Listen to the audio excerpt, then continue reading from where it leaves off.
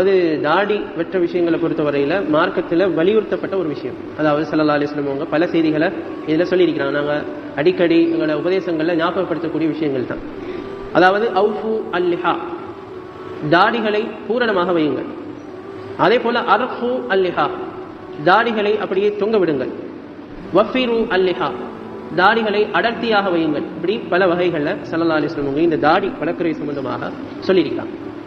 அப்ப இந்த விஷயங்களை பொறுத்தவரையில் ஒரு முஸ்லிம் சரியாக ஏற்று அவர் நடைமுறைப்படுத்தும்.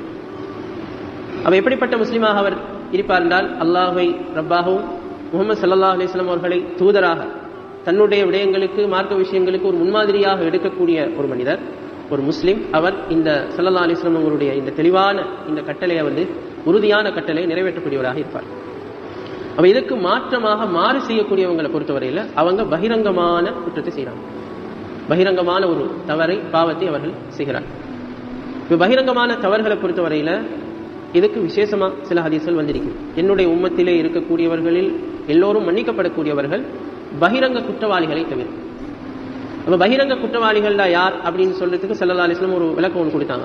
அதாவது ஒருவர் இரவையில ஒருத்தருக்கும் தெரியாத சந்தர்ப்பத்தில் ஒரு குற்றத்தை செய்கிறார். அப்ப அந்த குற்றத்தை அல்லாஹ் தஆலா மறைச்சிருக்கிறார். யாருக்குமே தெரியாது, அவருக்கும் அல்லாஹ்வுக்கும் மட்டும்தான் தெரியும் இவர் இப்படி ஒரு குற்றத்தை செஞ்சிருக்கிறார்.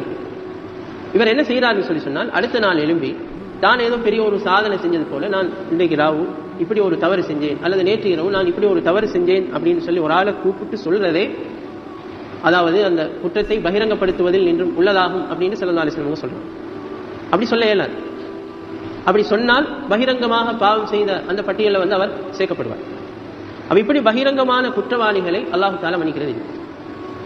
அப்ப அவங்களுக்குரிய தண்டனைகள் அல்லாஹ் நிர்ணயிச்ச, அல்லாஹ் நாடிய தண்டனைகள் அவங்களுக்கு கொடுக்கப்பட்டுதான் அவங்க ஒருவேளை சொர்க்கத்துக்கு அனுப்பப்படுவாங்க. அப்ப இதே போலதான் இந்த தாடி விஷயத்தை பொறுத்தவரையில யாரும் தெரியாம தாடி வெட்ட இயலாது. தாடி வெட்டினால் அது தெரியும், வெளிப்படையாக அது தெரிய வரும். அப்ப அப்படியான விஷயங்களை பொறுத்தவரையில அது பகிரங்கமான குற்றத்தில் அடங்கக்கூடியது. அப்ப இந்த குற்றத்தை பொறுத்தவரையில இதை ஒரு ஆள் செய்யறதன் மூலமாக மார்க்கத்துக்கு ஒரு இழிவான பெயரை எடுத்துக் கொடுக்கிறார். அதே போல அவருக்கு பின்னால வரக்கூடிய அந்த வழித்தோன்றல் அவங்களுக்கு மார்க்கத்தை பிழையாக காட்டி கொடுக்கிறார். தாடி வெட்ட ஏனும், நான் தான் வெட்டியிருக்கிறேன் பாருங்க, இது மாதிரி நீங்களும் வெட்டுங்கன்னு ஒரு தோரணையில் அவர் அந்த செயல்பாடுகள் தொடர்ச்சியாக காணப்படுது. இதை வச்சு ஒரு சமூகம் வழிகட்டில் போயிட்டே இருக்கும். அவங்களும் அந்த தவறுகளை துணிஞ்சு செய்யறவங்களாக இருப்பாங்க. இதற்குரிய குற்றங்கள் எல்லாம் இந்த பகிரங்கமாக இந்த வேலையை செய்யக்கூடியவங்களுக்கு சேரும். அப்ப இது பகிரங்க குற்றத்தில் அடங்கும். அந்த குற்றத்தை அல்லாஹ் மன்னிக்கிறது இல்லை, அதுக்குரிய தண்டனைகள் கொடுக்கப்படும். ஆனால் என்ன தண்டனைங்கிறது எங்களுக்கு தெரியாது. அல்லாஹ் தஆலா சில நேரம் ஒரு குறிப்பிட்ட ஒரு காலம் நரகத்தில் போட்டுட்டு பிறகு எடுக்க வாய்ப்பு இருக்குது, அல்லது ஏதாவது ஒரு வேறு சில தண்டனைகள் அவங்களுக்கு கொடுக்கறதுக்கு வாய்ப்பு இருக்குது. அல்லாஹ் எவ்வாறான தண்டனைகளை கொடுப்பான்னு சொல்லி வரையில்லை. ஆனால் பகிரங்கமான குற்றங்கள் மன்னிக்கப்படாது.